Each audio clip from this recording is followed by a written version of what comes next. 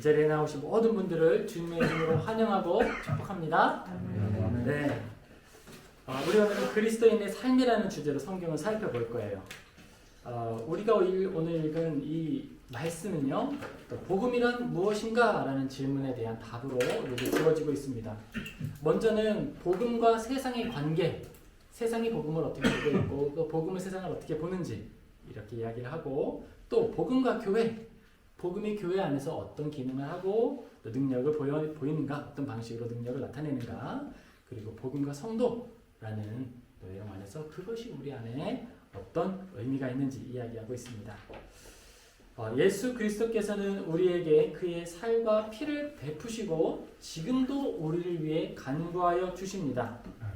우리가 이제 지금까지 설교를 들으면서 하나님의 은혜에 대해서 쭉 살펴보았단 말입니다. 제가 이제 특별히 7주간의 설교를 특별히 하나님께 기도하면서 준비를 했어요. 성부 하나님, 성자 예수님, 성령님, 그리고 그 세 분께서 어떻게 영광을 나타내시고 보이셨는지, 특별히 예수님께서는 사람이 되셔서 어떻게 우리에게 다가오셨는지, 그리고 교회가 무엇인지 고난에 대해서 생각해 보았고, 오늘은 마지막으로 성도에 대하여서 살펴보는 거예요. 우리는 거룩한 하나님의 은혜를 따라 믿음을 가지게 되었습니다. 그리고 그 믿음 안에서 성장해 가는 거예요. 어떻게 믿음이 우리 안에 자리를 잡고 어떤 방식으로 세상과 교회 안에서 능력을 나타내야 할까요? 늘 말씀드리고 제가 계속 말씀드리지만 우리 안에 나를 깎아내는 방식으로 복음은 역할하는 거예요. 나의 본래 모습이 무엇인지 알려주는 방식으로 능력이 나타나는 겁니다. 하나님께서 우리에게 은혜를 베푸셔서 우리의 마음속에 예수 그리스도를 더욱 사랑하는 마음이 생겨나게 하시고 예수님만을 자랑하게 하시기를 주님의 이름으로 축복합니다. 우리 같이 고린도전서 1장 19절에서 20절 같이 읽겠습니다. 고린도전서 1장 19절에서 20절입니다. 기록된 바 내가 지혜 있는 자들의 지혜를 멸하고 총명한 자들의 총명을 폐하리라 하였으니 지혜 있는 자가 어디 있느냐, 선비가 어디 있느냐, 이 시대의 변론가가 어디 있느냐, 하나님께서 이 세상의 지혜를 미련하게 하신 것이 아니냐. 아멘. 여러분, 겸손에는 재미있는 특징이 하나 있다는 사실 아십니까?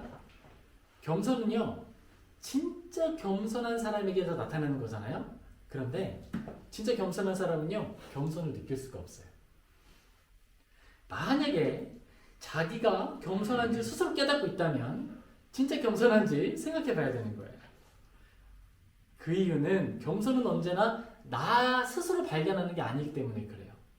겸손은요, 나의 삶의 그 표면에 잔뜩 묻어있는 건데 나를 바라보는 사람은 겸손 딱 보여요. 그런데 겸손이 있는 사람은 자기의 향기나 그 맛을 알아볼 수가 없는 거예요. 바울은 학자의 시선으로 세상을 바라보며 분석하며 이야기합니다. 지혜 있는 자가 어디 있느냐, 서기관이 어디 있느냐, 변론가가 어디 있느냐. 성경에는 이제 선비라고 번역을 했는데 참 재미있게 번역이 된 거죠. 한국 정서에 맞게 번역을 한 거예요. 지혜를 추구하는 자, 문서 작업을 계속 하는 자, 문서를 연구하는 자, 서기관들 누가 있느냐라고 이야기를 하는 거예요. 바울은요, 그 문화권에서 가장 지혜롭다고 인정받는 사람들의 부류를 이야기하면서 진짜 지혜가 어디 있느냐라고 이야기를 하고 있는 거예요. 바울은 예수님의 말씀을 인용하여서 그 땅을 살아가는 지혜자들에 대해 이야기합니다. 누가복음 9장 10절에 이렇게 기록됩니다. 이르시되 하나님 나라의 비밀을 아는 것이 너희에게는 허락되었으나 다른 사람에게는 비유로 하나니 이는 그들로 보아도 보지 못하고 들어도 깨닫지 못하게 하려 함이라. 고린도 지역은요, 아주 특별한 지역이에요. 거기는요, 세상의 지혜, 재정, 권력이 모이는 곳이었어요. 특별히 세상의 지혜라고 할 때는 재정에 속한 지혜와 권력에 속한 지혜가 모인다라는 거죠. 그런 지혜들을 세상의 지혜라고 표현을 하는 거예요. 고린도 지역에 있는 사람들은 자신의 욕망보다 더 많은 재정을, 소득을 얻고자 위해 노력하며 다른 이들이 가질 수 없는 것들을 얻기 위해 살아가는 거예요.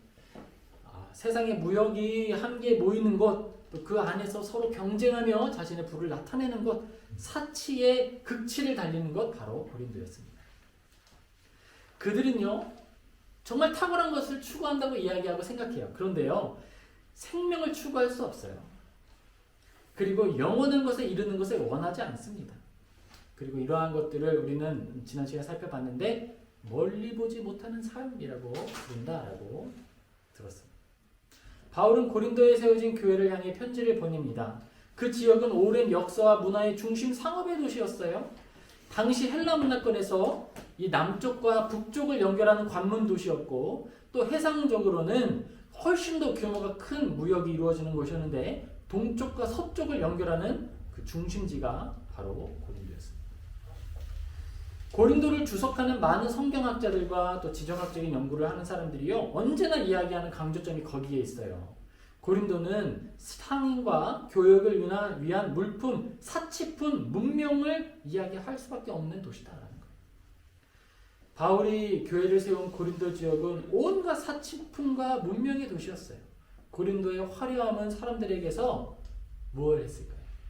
죽음을 잊어버리게 만드는 거예요. 슬픔을 잊게 하는 거예요. 현실에 안주하게 하는 거예요. 여기가 바로 천국이다. 그렇게 생각하게 하는 거죠. 우리의 믿음의 선배인 존 버년이라는 사람이 있습니다. 그가 이제 철로 역장이라는 책을 썼어요. 하늘로 가는 길이라는 거죠. 그런데 이런 비슷한 사례가 등장을 합니다. 거기에서는요 이렇게 표현을 해요. 허영의 시장이다.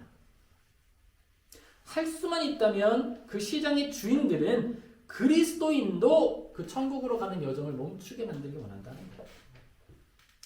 우리 같이 21절 같이 읽겠습니다. 하나님의 지혜에 있어서는 이 세상이 자기 지혜로 하나님을 알지 못하므로 하나님께서 전도에 미련한 것으로 믿는 자들을 구원하시기를 기뻐하십니다. 아멘. 우리는요 지금 파리의 중심에서 예배를 드리고 있습니다. 주일에 아침에 각자 자신의 자리를 털고 나와서 예배 드리고 있는 거예요. 지성의 중심 아닙니까? 사상의 중심 아니겠습니까? 철학의 중심지죠. 여기서 아침에 나와서 예배를 드린다? 지성적인가? 너는 피곤할 텐데 아침에 일어나서 거길 가냐? 이런 말이 나올 수밖에 없는 거예요. 혹시 그런 이야기 들으신 분 없으십니까? 그르노블의 학생들이 이런 얘기를 하더라고요. 이 부활절 바캉스, 지금 바캉스 기간이라 부활절 바캉스 보냈는데 부활절 바캉스는요 공부하는 바캉스래요. 이 바캉스가 끝나면 시험 본다 그러더라고요. 그래서 자유롭게 한 하루 이틀 놀고 더 열심히 공부해서 시험을 봐야 되는 시간이다 이렇게 하는 거예요. 그렇다면 이런 상황이라면 주변에서 이렇게 이야기하는 사람이 나타날 수 있죠. 야 차라리 공부를 더 하지 그 시간에 교회를 가냐? 그런 사람들 없으셨습니까? 혹시 그런 사람이 있으셨다면 사탄의 유혹을 이기고 이 자리에 나오신 여러분들을 축복합니다. 그리고 만약에 그런 이야기를 듣지 못하셨다면 믿음 안에 선한 관계를 허락하셔서 우리를 견고한 믿음의 반석 위에 세우신 하나님을 함께 찬양하길 소망합니다. 우리는 프랑스 파리의 도시에서 예배자로 부름을 받아 이 자리에 나와봤습니다. 믿음을 가지기에 쉽고 유혹도 적은 나라 도시 환경이 있어요. 그런데 상대적으로 유혹이 더 많고 더 많은 장애가 있는 도시가 있어요. 파리가 그런 도시죠. 이곳에서 생존하기 위한 필요한 모든 재정적 짐이 예배하는데 얼마나 큰 어려움과 부담이 됩니까? 한 달 월세를 생각하고 내가 여기서 공부하기 위해 감당하고 있는 많은 노력들을 생각할 때 예배라고 하는 자리는요 그 모든 것들을 기꺼이 내어놓는 자리에 마음이 있어야 할 수 있는 거예요. 쉬운 사례로 고3 시기에 교회 나가는 일을 생각해 볼 수 있죠. 그렇죠? 제가 단언하는 것은요 제가 섬겼던 모든 사역지에서 나의 필요와 목적을 위해서 주의를 가볍게 여기는 사람이 잘 되는 걸 저는 본 적이 없어요. 세상은요 결코 성도가 교회에 나가는 기쁨을 알지 못합니다. 그리고 세상은요 이야기하는 거예요. 논리적으로 이야기하죠. 교회에 나가는 것이 똑똑한 일일까? 그게 정말 똑똑한 일일까? 그렇게 이야기하는 거예요. 많은 지역을 다니며 복음을 전하던 바울은요 고난과 어려움을 많이 겪었습니다. 그런 사람들을 잘 보죠. 그리고 바울도 그런 질문을 들었을 거예요. 바울, 그게 똑똑한 일이야? 가멜리엘의 문화에서 배웠다면서요. 공부 많이 하신 분이 왜 그러시지? 바울은 어떤 삶을 살았느냐? 결박과 환란이 있을 줄 알면서도 복음을 위해 예루살렘으로 돌아가는 사람이었어요. 사도행전에 그 표현이 나타납니다. 20장 22절에서 25절에 이렇게 등장을 해요. 보라, 이제 나는 성령에 매여 예루살렘으로 가는데 거기서 무슨 일을 당할지는 내가 알지 못하노라. 오직 성령이 각 성에서 내게 증언하여 결박과 환란이 나를 기다린다 하시나 내가 달려갈 길과 주 예수께 받은 사명 곧 하나님의 은혜의 복음을 증언하는 일을 마치려 하면은 나의 생명조차 조금도 귀한 것으로 여기지 아니하노라. 보라, 내가 여러분 중에 왕래하며 하나님의 나라를 전파하였으나 이제는 여러분이 내 얼굴을 다시 보지 못할 줄 아노라. 내가 죽을 줄도 몰라요. 그래도 가겠다는 거예요. 그럼 여러분 그거 아십니까? 지금 이 자리에 나온 여러분이 있기에 복음이 전해지는 교회가 세워지게 되는 거예요. 바울은요, 목숨을 걸고 예루살렘으로 가는 방식으로 교회를 세워요. 그런데요, 지금 우리들은 어떻게 하죠? 오셔서 피아노를 섬기시는 것과 찬양하는 것과 또 이렇게 방송팀으로 PPT로 섬기는 것을 통해 교회를 세우는 거예요. 하나님께 저는 감사하죠. 하나님, 환란과 채찍질이 있는 것으로 저를 보내주지 않으셔서 감사해요. 제가 그 정도 그릇은 아닌가 보군요. 감사합니다. 제가 할 수 있는 한 최선을 다해서 파리를 가서 예배하고 보내시는 곳에 가서 예배하겠습니다. 감사합니다. 믿음의 분량을 따라 자원하는 마음으로 섬기게 하시니 감사합니다. 하나님은 같은 모습으로 보는 거예요. 바울은 바울의 삶에서 바울의 방식으로 교회를 세우고 우리에게는 각자의 믿음의 분량을 따라 믿음의 양을 따라 각자의 모습으로 교회를 세우게 하시는 거예요. 바울은 예루살렘에서 그가 당할 고난이 생명과 경건에 속한 일이라고 믿었고 그의 삶에 채워 나아갔습니다. 죽음이 있다는 걸 알고 있으면서도 나아가는 거예요. 그게 성도의 명예입니다. 그리스도의 원리를 따라 가치를 추구하는 거예요. 바로 그런 삶을요, 영혼을 추구하는 삶, 영혼에 속한 삶이다라고 이야기하는 거예요. 가장 이성적인 사람들이 모여있는 땅에서 바울은요, 뭐 하는지 아세요? 가멜리엘의 문에 정말 훌륭한 것에서 공부한 사람이, 많이 배운 사람이 유명한 도시, 화려한 도시, 지성의 도시 고린도에 가서요, 전도지 돌리는 거예요. 예수 믿으세요? 예수 믿으세요? 전도에 미련한 것으로 생명이 전달되게 하셨다라고 이야기하고 있어요. 오직 예수님의 이름을 높이는데요, 막 가가지고 붙들고 논리로 깨고 막 설득하고 그런 것이 아니라 예수님의 방식으로, 낮아지는 방식으로, 겸손한 방식으로 섬기는 거예요. 뭐 길에서 전도지 돌리시길래 할 일 없어서 그렇게 하신 줄 알았더니 알고 보니 되게 유명하신 분이야. 사도야. 그렇게 섬기는 거예요. 사치품의 통로로 사용되던 도시가 바울이 전도지 돌리고 미련하게 복음 전하는 일을 통해 복음을 싣고 나르는 중심지로 바뀌게 됩니다. 우리가 살고 있는 프랑스 파리도 이렇게 바뀔 줄 믿습니다. 사치품이나 사람의 지혜를 사고팔고 전해지는 것이 아니라 복음이 전해지고 하나님의 지혜가 전해지고 하나님의 나라가 세워지는 도시가 될 줄 믿습니다.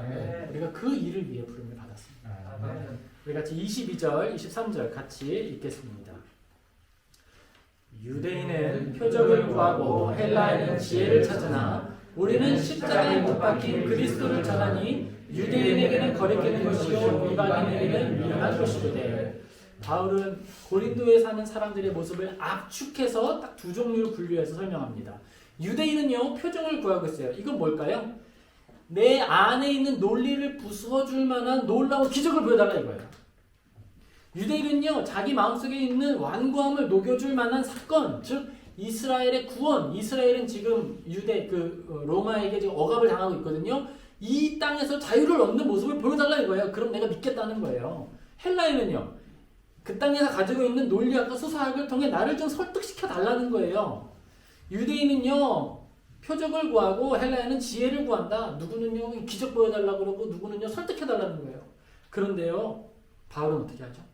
그렇게 안 해요. 복음은요, 선물이에요. 하나님은요, 누구도 설득시켜 주실 이유가 없어요. 하나님은요, 당당히 믿음을 요구하거나 기적적인 누구든지 하나님 앞에서 저에게 믿음 주세요 막 요구할 수도 없고요. 하나님 저를 좀 선택시켜 주시면 내가 믿겠습니다 할 수도 없는 거예요. 우리에게 주신 그 믿음 자체가 은혜인 거예요. 예수님은요 설득해 주실 이유가 없는데요 다른 거 안 하세요. 다른 거 안 하시고요 우리를 찾아오십니다. 찾아오셔가지고요 보여주세요. 못 박힌 손 그리고 손 가져봐 만져봐. 창으로 찔린 자국 만져봐. 예수님은 화려한 말이나 화려한 걸로 하지 않으십니다. 자기가 간직하신 연약한 모습을 보여주시는 것을 통해 복음을 전해주십니다. 바울은 고린도 교회에 보내는 편지에서 복음이 그 땅의 사람들에게 거리끼는 것과 미련한 것이 되었다고 이야기합니다. 왜냐하면 그 사람들은요 기적 보여주세요 설득해주세요 이러는데 바울이 보여주는 건 하나거든요. 너희들이 예수님을 죽였어. 유대인을 향하여서는. 그러니까 그들에게는 거리끼는 것이 되었고 헬라인들에게는요 회개하라 심판이 다가왔다. 설득하지 않아요. 예수잖아. 예수님 믿으세요. 그의 삶이 편지예요. 그래서 유대인들에게는 거리끼는 것이 되고 헬라인에게는 미련한 것이 되었다라고 이야기합니다. 24절 25절 같이 읽겠습니다. 오직 부르심을 받은 자들에게는 유대인이나 헬라인이나 그리스도는 하나님의 능력이요 하나님의 지혜라. 하나님의 어리석음이 사람보다 지혜롭고 하나님의 약하심이 사람보다 강하니라. 그런데요 이렇게 미련하게 전하는 그 복음이요 능력을 나타내는 사람이 있어요. 그들에게는요 예루살렘에 있었던 예수님의 소식이 위로이며 감사로 다가가는 거예요. 나를 위해 죽으신 분이 있어? 나를 위해 모든 걸 내어주신 분이 있어? 막 나오는 거예요. 나오는 게 신기한 거예요, 여러분. 마음과 뜻과 힘을 다해 하나님을 사랑하는 마음이 생기는 것 자체가 기적인 거예요. 교회를 위하여 수고를 감당하고 어려움을 감당하는 사람들이 나타나기 시작합니다. 그게 기적이죠. 바울은 혼자 사역하지 않았습니다. 바울의 곁에서는요 브리스길라와 아글라가 있었어요. 그들은 어떻게 했습니까? 바울과 함께 수고했어요. 그리고 바울이 미련하게 복음을 전할 수 있도록 많은 불편한 것들을 최선을 다해 도왔습니다. 얼마나 미련해요? 미련해 보이나요? 미련하지 않습니다. 오히려 그들은 다른 이들이 갖지 못한 놀라운 안목이 있었던 거예요. 브리스길라와 아굴라의 섬김은 그들이 알지 못하는 사이에 그들이 의도하지 않았음에도 불구하고 성경에 기록되어서 오늘도 우리를 교훈하고 있습니다. 바울은 말합니다. 세상은 교회를 미련하다라고 생각한다고 이야기하고 있어요. 하지만 그 모든 이들을 무력하게 하십니다. 사람의 어리석음이 사람보다 지혜롭고 하나님의 약하심이 사람보다 약하니라. 여러분, 교회는 강력한 곳입니다. 교회는요 거룩한 그리스도의 몸입니다. 우리가 볼 때에는요 작고 연약하죠. 함부로 대할 수 있을 것 같죠? 바울이 만만해 보이죠. 바울은요 정말 만만해 보이는 사람이었어요. 길에서 복음 전하고 있으니까 얼마나 만만해요. 그리고 교회는요 연약해 보여서 내가 입술만 조금 사용하면 금방 흩어버릴 수 있을 것 같이 느껴져요. 그게 교회입니다. 예수님께서 이 땅에 계실 때도 그랬어요. 어떤 이들은 예수님을 죽이기 위해 계획을 세웠고요. 어떤 사람들은 채찍질했고요. 어떤 사람들은 그의 손을 못 받고 옆구리를 창으로 찌르기까지 했어요. 그런데 예수님은 세상을 이기셨어요. 죽음을 이기셨어요. 교회가 이와 같습니다. 바울은 이야기합니다. 하나님의 어리석음이 사람보다 지혜롭다. 하나님은요 살아계십니다. 교회를 향하여 말하고 교회를 향하여 섬길 때 기억하십시오. 지금 이 자리에서 감당하는 사랑과 섬김은 예수님은 그를 위하여 행한 것으로 받아주십니다. 교회에서 섬길 기회가 아무에게나 찾아오는 것 같습니까? 결코 그렇지 않습니다. 그 기회를 얻는 사람은요 그것을 하찮게 여길 수 있어요. 내가 그걸 해서 뭐해. 내한테 전도주 전하라고. 내 같은 사람이 그런 거 어떻게 해요. 그런 건 저기 다른 분한테. 그런데 그게 아무 값어치 없는 일이 아니에요. 교회는 천국과 영원에 속할 뿐만 아니라 생명과 경건에 속한 비밀을 누리는 공동체이기 때문에 그렇습니다. 교회에 있는 연약한 지체들도 위로를 얻으시기를 바랍니다. 하나님은요 이 땅 가운데 고아를 세우셨고요, 과부를 세우셨고요, 레위인을 세우셨어요. 그들을 교회 안에 두셨어요. 이들의 공통점이 무엇일까요? 교회 안에 강한 사람만 있는 게 아니죠. 연약한 이들이 있죠. 왜 그들을 부르시고 함께하게 하실까요?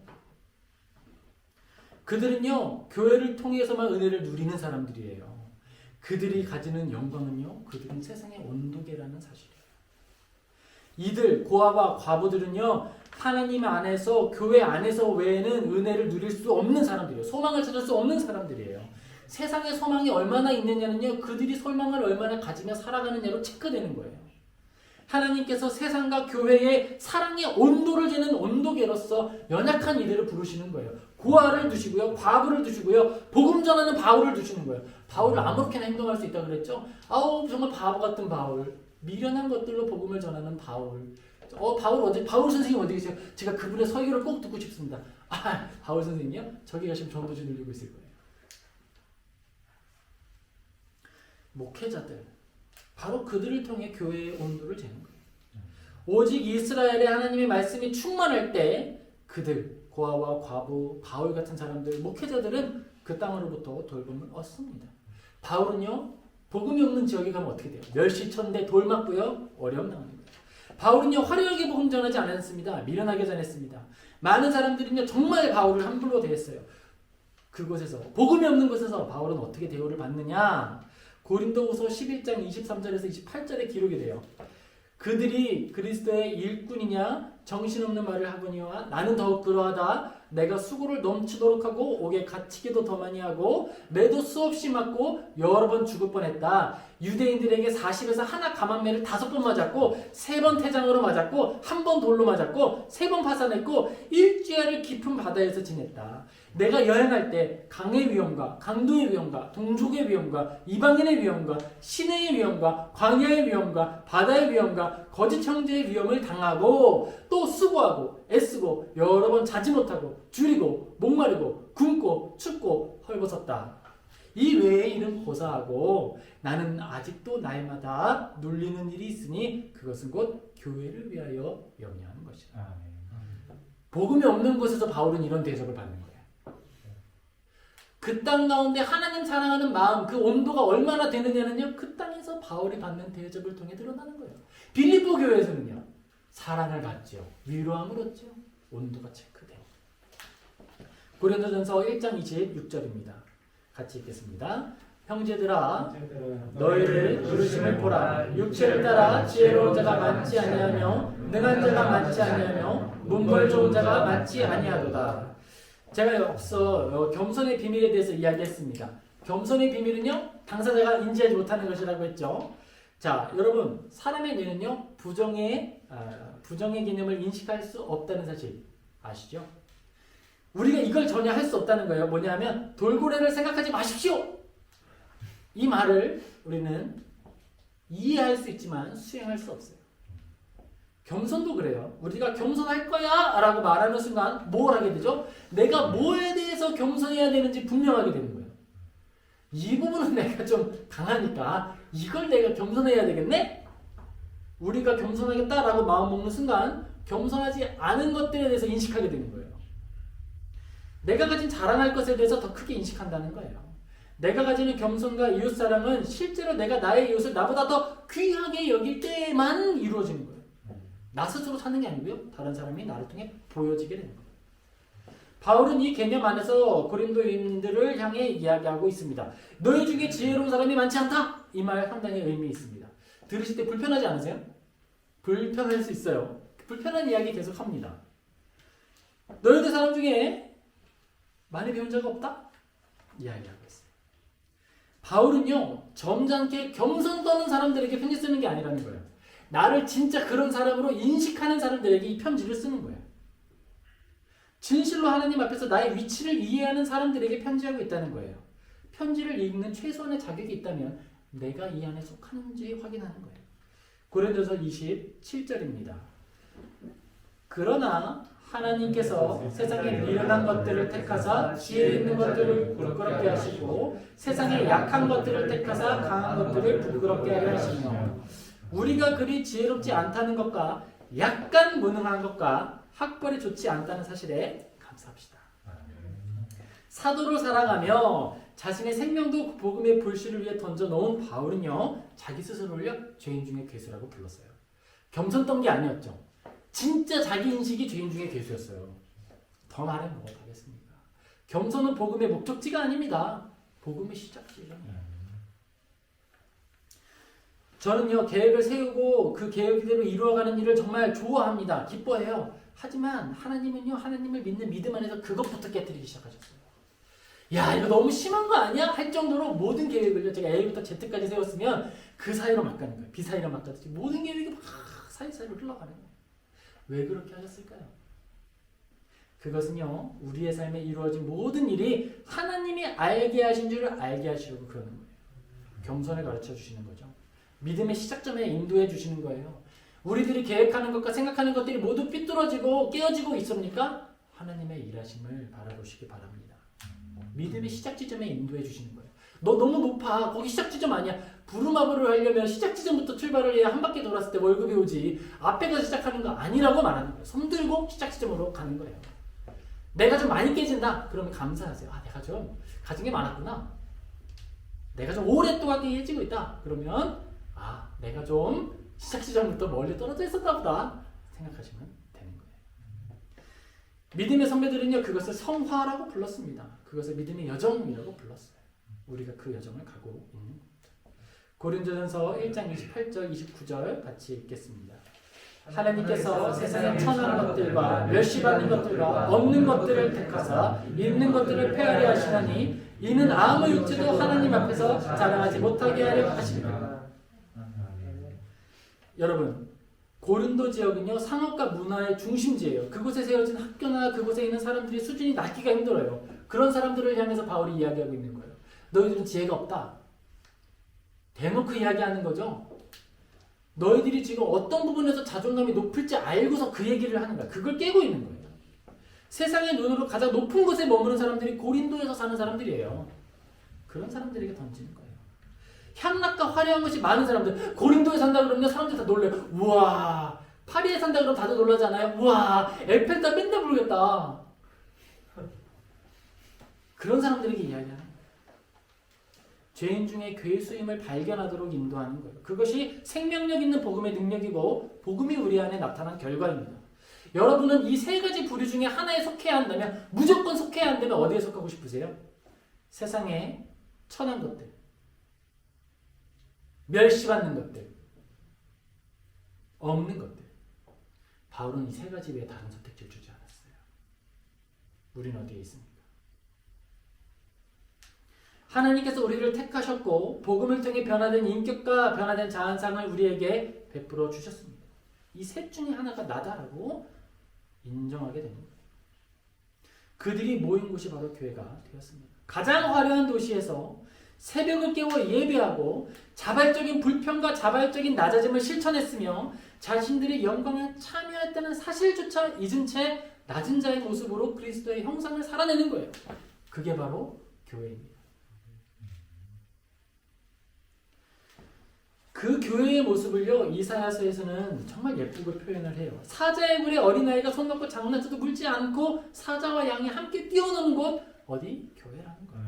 이사야서 11장 6절에서 9절입니다.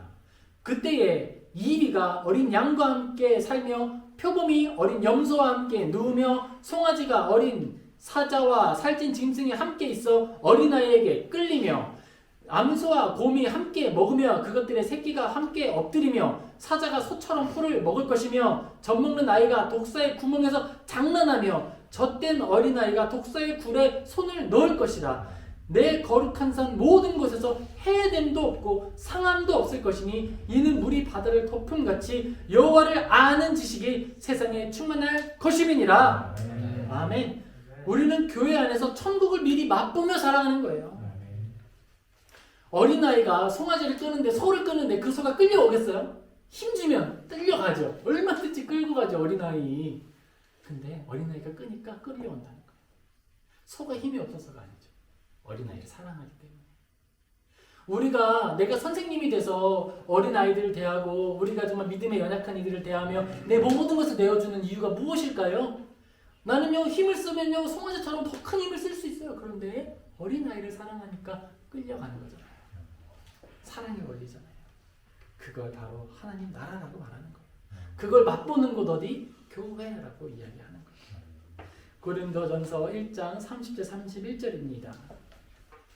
너희는 하나님으로부터 나서 그리스도 예수 안에 있고 예수는 하나님으로부터 나와서 우리에게 지혜와 의로움과 거룩함과 구원함이 되셨으니 기록된 바 자랑하는 자는 주 안에서 자랑하는 함과 같게 하려 함이라.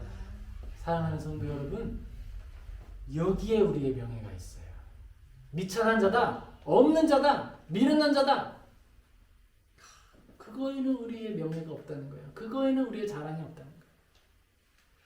복음의 능력이 우리 안에 살아납니다. 너희는 하나님께로부터 났다.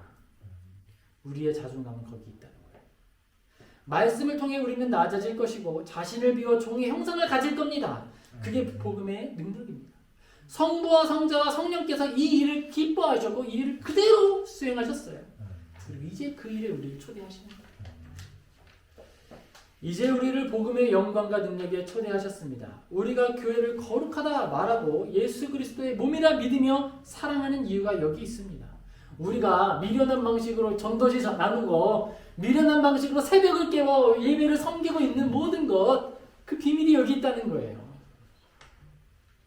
지혜가 없어서가 아니죠. 사랑하기 때문이죠. 우리는 진실로 교회를 사랑합니다. 예수 그리스도의 살과 피로 시작되었고 하나님의 능력에 속한 것이기 때문에 그래요. 바울은요 고린도 성도들을 향하여 이야기합니다. 너희는 하나님께로부터 태어났다. 우리 안에 참된 겸손이 나타나고 있음을 나타나기를 주님 앞에 기도합시다. 그리고 이 자리에 나왔다는 것부터가 참된 겸손이 시작됐다는 거예요, 여러분. 그 일로 하나님을 찬양합시다. 우리는 하나님께로부터 난 사람들입니다. 이게 얼마나 영광스러운 이름입니까? 우리의 삶이 하나님께 속했습니다. 고린도 교회는 칭찬 들을 일이 많은 교회가 아니었어요. 그렇죠? 그럼에도 불구하고 그들에게 이야기하는 거예요. 하나님께로부터 너희가 났다. 우리가 서로의 연약함을 이해하고 인정하며 기도하기에 교회입니다. 그래서 교회가 사랑스럽고 그래서 우리가 영광스러운 거예요. 이제 막 교회에 나와서 리더를 힘들게 하는 지체나 리더가 되어서 예수님 마음을 알아가는 지체나 모두 귀하고 아름다운 거예요. 우리의 유일한 자랑은 예수 그리스도이십니다. 바울이 이야기합니다. 너희는 미련한 자, 미천한 자다. 하지만 예수 그리스도가 너희의 자랑이다. 하나님께서 진정으로 우리에게 그 마음 주실 겁니다. 나의 허영과 가식, 거짓 이 모든 것들 다 벗기실 거예요. 그리고 오직 하나의 옷을 입혀주실 것인데 그것은 의로운 옷을 입혀주실 것입니다. 그날에 우리는 온 마음과 온 정성을 다하여 하나님을 사랑하게 될 것이고 우리의 이웃을 나의 몸과 같이 진실로 사랑하게 될 것입니다. 그리고 그 안에서 천국을 누리고 맛보게 될 것입니다. 사랑하는 모든 성도님, 우리가 이 사랑을 알아 누리고 또한 전하여서 미련한 모습으로 예수님의 모습으로 살아내는 저와 우리 모두 되기를 주님의 이름으로 축복합니다. 아멘. 기도하겠습니다. 사랑과 은혜가 충만하신 하나님 아버지, 우리가 하나님의 은혜를 구합니다. 우리 안에 예수님의 형상이 나타나기를 소망합니다. 하나님, 우리가 정말 독사굴에 손 넣고 장난쳐도 물지 않는 그 하나님의 나라가 이루어지는 교회 되게 하여 주옵소서. 강하고 힘 있는 자가 자랑하는 것이 아니라 오직 예수님을 자랑하는 공동체 되게 하여 주옵소서. 주님께 우리의 삶을 올려드리며 예수님의 이름으로 기도합나이다. 아멘.